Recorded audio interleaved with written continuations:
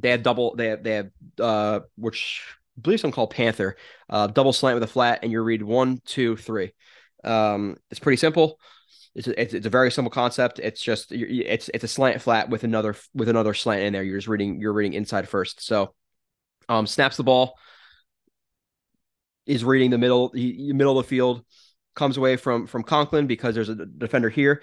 Now, the only reason I think he wouldn't throw this flat or sorry, throw this slant and skip on that slant is maybe because of the defender right here. Oh, actually, we'll see from the other angle. Nonetheless, skips on the first, doesn't really look to the second, and throws it to Michael Carter. But with that being said, even with throwing to Michael Carter, even though we'd like to see him ideally throw it to Garrett Wilson, even if this defender is breaking towards it, he could put the ball directly on Garrett Wilson, and it's an easy completion for what would be, let's say, about 10 yards easily, near first down, at least second and 1, second and 2.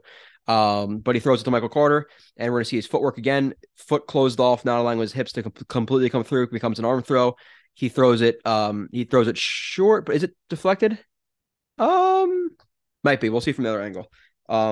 But nonetheless, not the most ideal first play. Actually, sorry, this is second down. So this is his first throw. So first down they gained, let's say 3-4 yards. But other angle, drops back or takes a snap, looks to the middle of the field. Now, the only reason I would think that he didn't throw, and I would like to, get in with, obviously never gonna happen, but I would like to get with him in the film room. The only reason I can see him not throwing the second slant is maybe he sees this defender with his hips open, and even with that, if his hips are open, okay, then throw it to Conklin. But nonetheless, that's the only reason I could think is that he never looked towards it because he knows that's me coming behind it. But with that linebacker opened up towards it, maybe he doesn't want to throw it. But he, I think the analysis was like, oh, he looked to the he looked to the first one and just threw it to the flat, never looked to the second. That's the only reason that was not mentioned, or that was not mentioned in the breakdown, is maybe because of the hips he didn't want to throw the second. But with that being said, he still has to do it because with him expanding, with him inside, even if he is opening up to take that away, it's open. Like, again, his hips are open right there. But then if you want to pass on this, look to this or check the flat right here. If the flat is widening, is expanding, even with the tips open, put it on Garrett Wilson. You have to do that for a first down. So bad read by Wilson in terms of not throwing the second slant, because it is definitely open. Again, even if he was opening and trying to get to it, just put it on his body. If this guy's expanding, if he's not expanding and he starts to drop back into that zone, then guess what? Then you throw it to Carter and he picks up some easy first down, or near, yeah, probably easy first down on second and 5 or 6, whatever it is.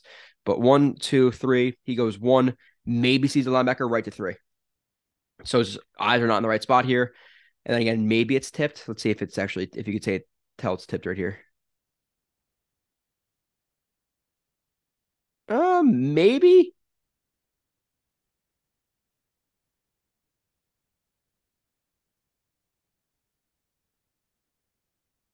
Yeah. People say it was tipped, but listen, at the end of the day, like, it's near spiral right there, and it continues on a near spiral. So the chance that it's still like spiraling with a tip is unlikely. It could happen, but I can't guarantee either way. If that was tipped or not. Some people like guarantee, oh, it's definitely tipped. I don't know. Wilson to Mims. Okay, yeah, this is where Mims runs the vertical route, and he makes a ridiculous catch on the sideline. And they just run like that Hawk concept right here, where it's vertical out. You read vertical to out, which I don't love the way that route is run in general. Like, who is that? Who is that in this? Is that Elijah Moore? Yeah, Elijah Moore. He's got to hold his line a little bit more because he's breaking out past the bottom of the numbers, and he's not really giving Zach Wilson a big window to throw that ball any trips, which is not ideal. So I don't love the concept in general, to be completely honest. I don't love the hawk with a tight split right there. Nonetheless, just because you're really limiting yourself on that out route. If the vertical's not open, that out route is very short in terms of how much field it has to be open. So not in love with it. Nonetheless, with Mims is not played very well by whoever that defender is. And at the end of the day, Mims has outside when Wilson's going to throw this ball. If he's even, he's leaving. You got to assume that if you're going to throw that ball. But he has outside leverage, and with Mims, speed and size, you'd assume that he's going to get vertical on this guy. So you want to throw the ball now and vertically to the outside, and you could see that Mims again, it creates that room right here, but Wilson puts the ball in a spot where he has to wait for the ball forever. Look how much he has to wait up for that ball. If he truly threw the ball deep right here and led Mims to the outside, is this a catch by Mims? Somewhere I don't know, somewhere around the 45-yard line, whatever it may be. Yes, but Wilson, again, almost like yeah. Well, he doesn't like fade out of his throw, but he is not stepping through his throw at all, and the ball is short. Again, look at where Mims is, and look how much he has to hesitate for the ball, and it's to the sideline where he doesn't give him a chance to make that play. So he's got to throw this ball outside and vertical. And even just based like you'd think like, oh well, right here he's not outside and vertical.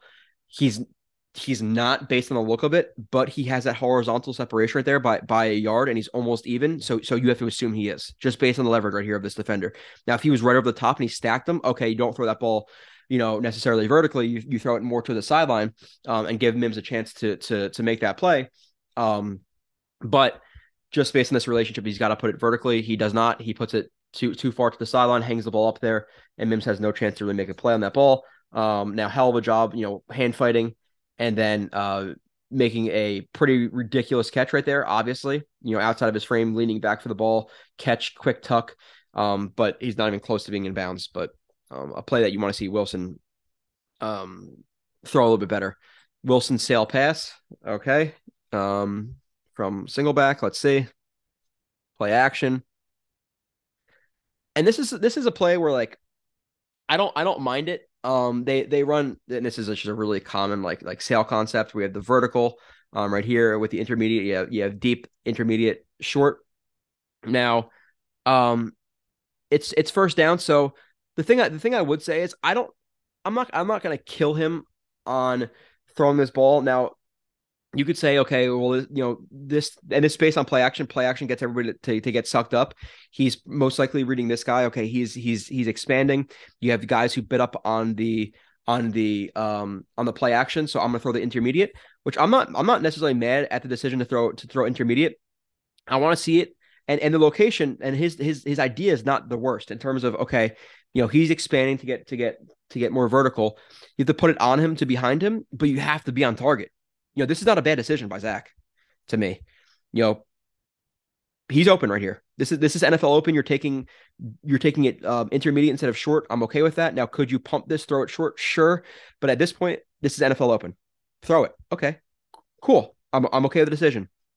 But with that being said, you gotta put it on him. He sails the ball. Why? Base is a little bit too wide right there. And we'll see from the other angle. But this is open NFL. Put it on his body. Let him make a catch. Yeah, he's going to take a shot, which we don't love. But he also takes a shot because he's extending for a ball that's not on his body. If it was on his body, catch, tuck, and boom, we're ready to roll with a first down. So I'm not going to say, oh, he should have thrown the flat right there because the intermediate was open. With that play action, okay. Now in terms of the throw, in terms of the footwork, again, just one, again, a little bit of an overstride, and then past that, if he's thrown to the sideline, where should his foot be opened up to? Towards the sideline, pointed towards the sideline, allowing his hips to fully come through.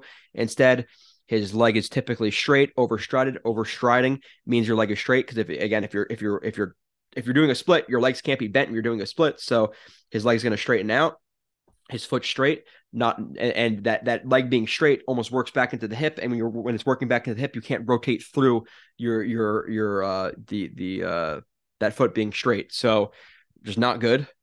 Mechanics, ball goes it's too fast, or not this was too fast, but it's too high. Again, if this was to his back shoulder, he slows up, he makes the catch. But instead he puts it too high and he gets absolutely rocked. So I like the decision, but the mechanics, so now his eyes are fine, but the pass is not good. Wilson pocket move. Okay. Play 8. Let's see.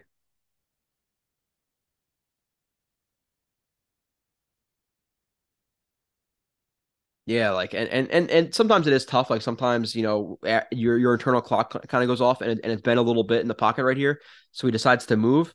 But the thing I can tell you is right here, this is a pretty big gap to step up in. Like at a certain point, yeah, you're gonna have to step up in the pocket and take a shot. Like that's gonna happen at the NFL level. So step up and take the shot, or step up and maybe scramble. There's a linebacker, he's a playmaker.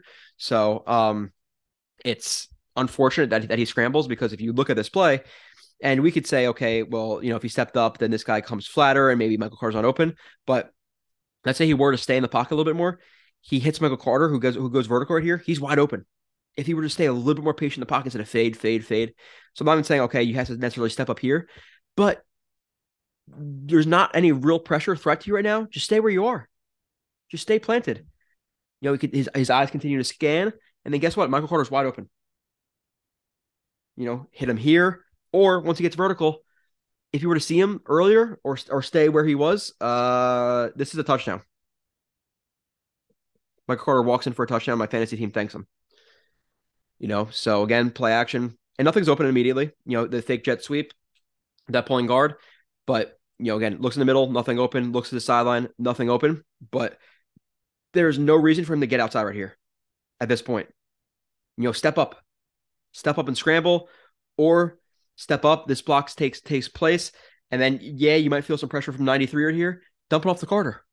But because he fades backwards, because he's very quick to get out of the pocket and fade backwards instead of step up, he needs to really work on his pocket presence, his climbs. It's not like I feel like it's not even him afraid to get hit. It's just he has like the yips in the pocket. Michael Carter again, which at the end of the day, he looks at him, and yeah, he takes an extra step because he has to load up through that ball. But Michael Carter's open, man. If he's just a little bit closer, yep, is what it is. That sucks. Okay, this one is this is the backbreaker. This is where the game really turned 10-3, whatever. I don't know, 2.5 minutes left, whatever's on the clock here. You want to see the Jets drive, kill the clock, 13-3, 17-3 if we're lucky.